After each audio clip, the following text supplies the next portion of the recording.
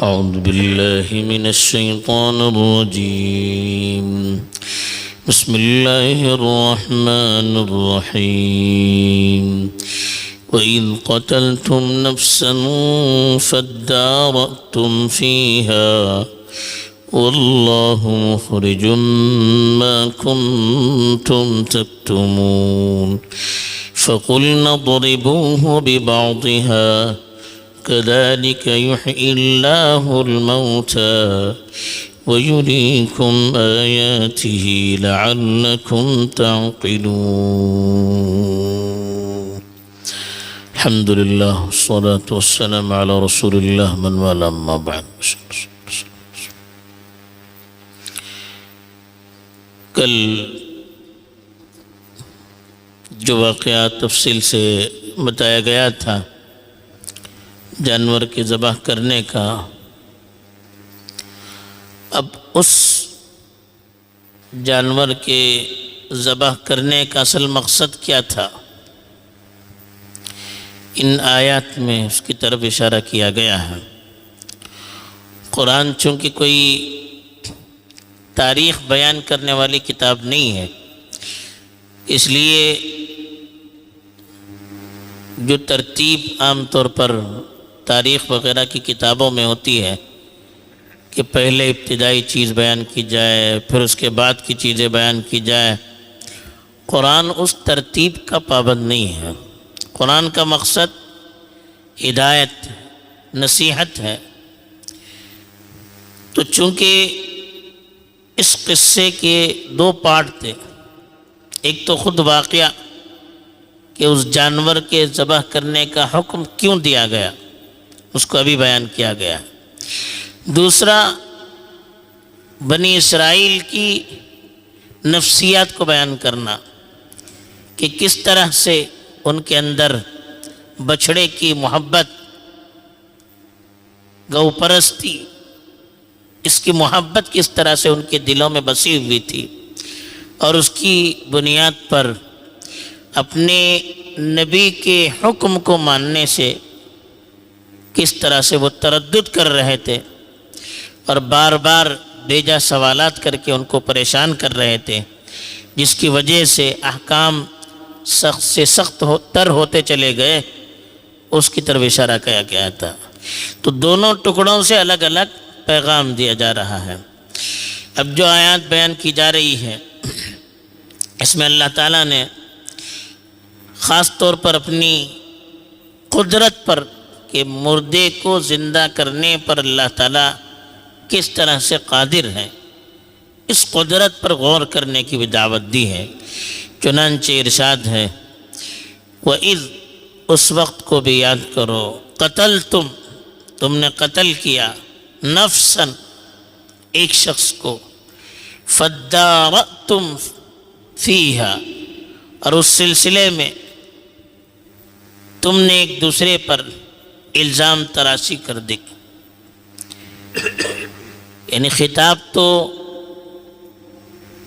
اللہ کے رسول صلی اللہ علیہ وسلم کے زمانے میں جو یہودی تھے ان کو ڈائریکٹ کیا جا رہا ہے، لیکن چونکہ مسئلہ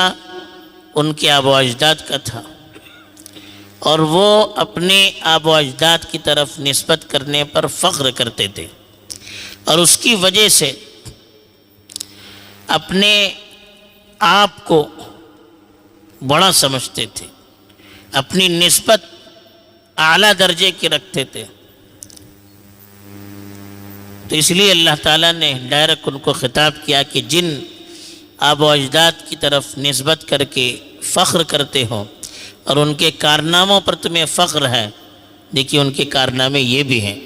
جس کو بھی تمہیں تسلیم کرنا پڑے گا کہ وَإِذْ قَتَلْتُمْ نَفْسًا فَادَّارَأْتُمْ فِيهَا، ادّاروں کے معنی ایک دوسرے پر الزام تراشی کرنا، دوسرے پر الزام ڈالنا، اپنے آپ کو بری قرار دینا۔ تو وہ آیت تھا کہ ایک شخص نے ایک آدمی کو قتل کیا اور دوسرے پر الزام ڈالنا شروع کر دیا، تو اسی کی طرف اللہ نے اشارہ کیا کہ تم نے ایک شخص کو قتل کیا، فَادَّارَأْتُمْ فِيهَا، اور پھر اس سلسلے میں ایک دوسرے پر تم نے الزام ڈالنا شروع کر دیا۔ اللہ مخرج ما کنتم تکتمون، اور اللہ تعالی مخرج نکالنا چاہتا تھا ما اس چیز کو کنتم تکتمون جس کو تم چھپا رہے تھے۔ کتم کے معنی چھپانے کے لیے آتے ہیں، یعنی اللہ تعالیٰ اس چیز کو ظاہر کرنا چاہ رہا تھا جس کو تم چھپا رہے تھے، یعنی قاتل اپنے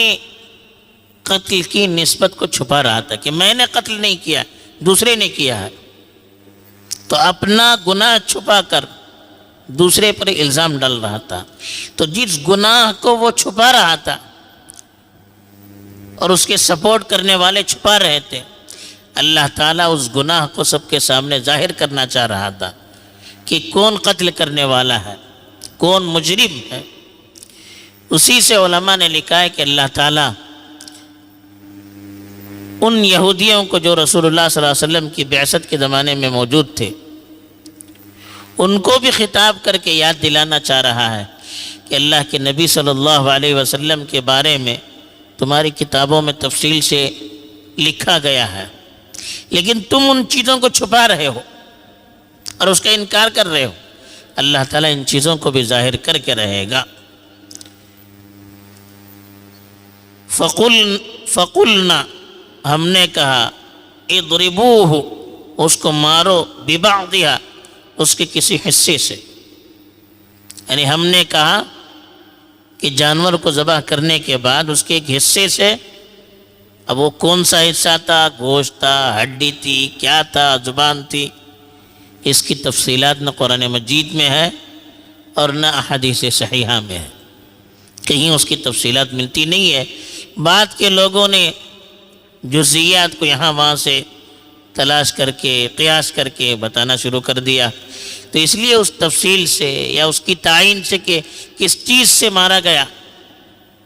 ہمیں کوئی مطلب نہیں ہے، اس لیے کہ مسئلے کو سمجھنے کے لیے اس کی ضرورت نہیں ہے، یا اس کے جاننے نہ جاننے پر دنیا اور آخرت کا کوئی فائدہ یا نقصان ہے۔ تو اللہ نے کہا کہ ہم نے کہا اضربوہ ببعضہا، اس جانور کے ایک حصے سے اس پر مار دو، یعنی مردے کو اس کا گوشت یا ہڈی لگا دو تو وہ زندہ ہو جائے گا، وہ شخص زندہ ہو گیا۔ انہوں نے ایسے ہی کیا، جانور کو ذبح کیا اور اس کا گوشت یا ہڈی یا کوئی چیز وہ اس مردے پر اس نے لگا دیا، فوراً مردہ زندہ ہو گیا، اور اس نے بتا دیا کہ فلاں شخص نے مجھے قتل کیا، پھر وہ مر گیا۔ یہ اللہ تعالیٰ اپنی قدرت کے بیان کرنے کے لیے اس طرح سے کرنے کا ان کو حکم دیا تھا، ورنہ مسئلہ نہیں، مسئلہ دوسرا ہے۔ کذالک یحیی اللہ الموتى، کذالک اسی طرح سے، یحیی اللہ، اللہ تعالیٰ زندہ کرتا ہے، الموتى مردوں کو، یعنی دنیا میں اس شخص کو مرنے کے بعد زندہ کر کے اللہ تعالیٰ نے سب کے سامنے یہ ثابت کر دیا کہ جیسے وقتی طور پر میں نے اس شخص کو زندہ کیا ہے، سارے انسانوں کو مردہ ہونے کے بعد دوبارہ زندہ کرنے پر بھی میں قادر ہوں۔ جیسے آج اس شخص کو میں نے زندہ کیا، اسی طرح سے مرنے کے بعد دوبارہ سارے انسانوں کو میں زندہ کروں گا۔ اپنی قدرت کو اللہ تعالیٰ دکھانا چاہتے تھے، ان کے سامنے ثابت کرنا چاہتے تھے کہ اللہ تعالیٰ دوبارہ انسانوں کو زندہ کرنے پر قادر ہیں۔ اسی لیے کہا کذالک یحیی اللہ الموتى، اس شخص کو جیسے اللہ نے اس وقت زندہ کیا، ایسے ہی اللہ تعالیٰ مردوں کو بھی دوبارہ زندہ کریں گے۔ وَيُرِيكُمْ آیاتہ، وَيُرِيكُمْ، اور وہ تمہیں دکھلاتے ہیں، آیات ہی اپنی نشانیوں کو، الگ الگ نشانیوں کو، معجزوں کو اللہ تعالیٰ دکھلاتے ہیں۔ تو ایک نشانی یہ بھی ہے، اللہ تعالیٰ مردوں کو زندہ کرنے پر قادر ہے، اس کی بہت سی نشانیاں ہیں، قرآن میں جگہ جگہ اللہ تعالیٰ نے اس کی طرف اشارہ کیا ہے، تو یہ بھی ایک نشانی ہے جو اس قصے میں بیان کی گئی ہے۔ لعلکم تعقلون، شاید کہ تم سوچ سمجھ کر عبرت حاصل کرو۔ تعقلون کے معنی عقل کو استعمال کرو، غور و فکر کر کے اللہ کی قدرت کو سمجھنے کی کوشش کرو۔ اس کے لیے اللہ تعالیٰ نے جگہ جگہ اپنی نشانیوں اور قدرتوں کو بیان کیا ہے تاکہ انسان اس پر غور کرے، سرسری پڑھ کر گزر نہ جائے، بلکہ ایک ایک چیز پر غور کر کے اللہ کی قدرت کو سمجھنے کی کوشش کرے۔ اس کے لیے اس طرح کی نشانی اللہ تعالیٰ بیان کرتے ہیں۔ بہرحال ان آیات پہ اللہ تعالیٰ نے اپنی قدرت کو ظاہر کر کے انسانوں کو پیغام دیا ہے کہ اللہ تعالیٰ ایک تو ہر پوشیدہ چیز کو ظاہر کرنے پر قادر ہے،